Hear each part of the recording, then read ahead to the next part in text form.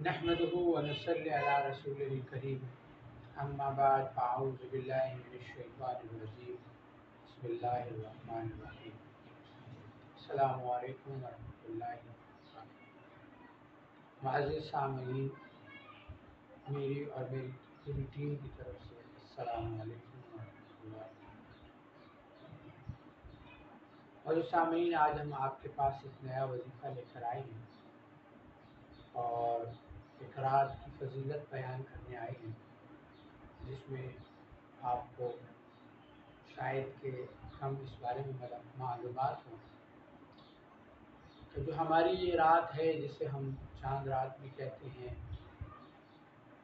और रमज़ान के बदले की रात भी कहा जाता है, ये वो रात है कि जो इनामात की रातों में से एक रात है। अक्सर लोग इसको बाज़ारों में घूमने में और आगे पीछे के ज़िया में गुजार देते हैं। जैसे कि एक मज़दूर की मज़दूरी का वक्त होता है और जब उसको मज़दूरी के मिलने का वक्त आता है तो वो अपना वक्त इधर उधर के कामों में गुजार देता है। ऐसे ही ये वो रात है कि जिसमें अल्लाह अपने बंदों को मज़दूरी अता फरमाते हैं पूरे रमज़ान की मेहनत और कोशिशों को। इसमें उसका रिज़ल्ट उसको मिलना होता है।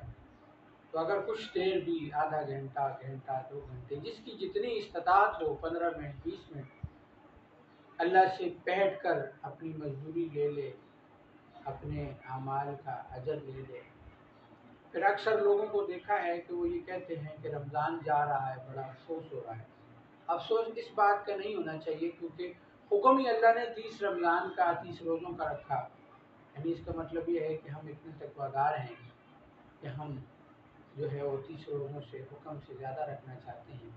अफसोस इस चीज़ का होना चाहिए कि इन 30 दिनों के अंदर, 29 दिनों के अंदर जो इबादत करनी चाहिए थी, जैसे करनी चाहिए थी, उसका हक हम अदा न कर सके। अल्लाह हमें उस पर माफ़ फरमाए और अल्लाह हमारी कमियों कोताहियों को दूर फरमा कर अल्लाह हमें जो है वो इसका पूरा पूरा अजर अता फरमाए। हर नेक काम करने के बाद इस्तग़फ़ार करने से नेकी का पूरा पूरा अजर मिलता है। तो इस रात के अंदर इस्तग़फ़ार की कसरत होनी चाहिए। 2, 4, 6 नफल, 8 नफल पढ़ के इशा के बाद अगर तहज्जुद में हो जाएं तो और ज़्यादा अच्छा है।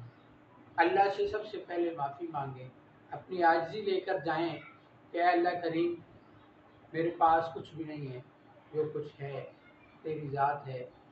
मैंने जो अमाल किए उसमें मेरी नीयत ठीक नहीं थी, मेरे अमाल ठीक नहीं थे, मेरा पढ़ना ठीक नहीं था।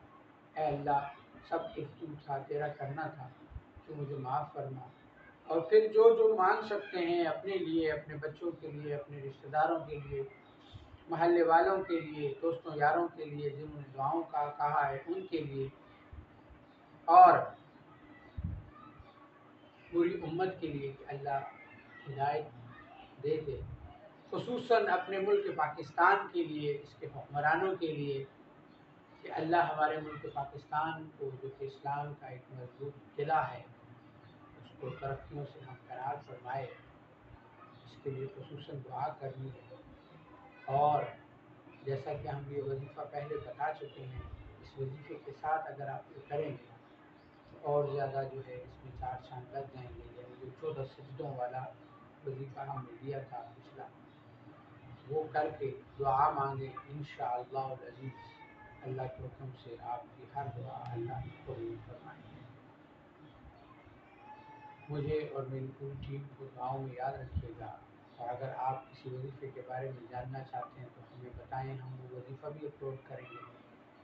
और अगर अपने घरेलू मामलात, जादू जिन्नात या इस किस्म की कोई चीज़ें जानना चाहते हैं तो वो भी हमसे मालूम कर सकते हैं। डिस्क्रिप्शन में और हमारे प्रोफाइल में हमारा नंबर दिया हुआ है, हमसे रब्ता फरमा लें।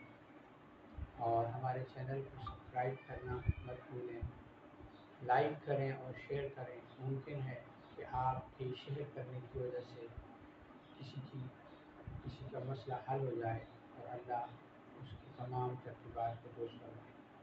السلام علیکم ورحمۃ اللہ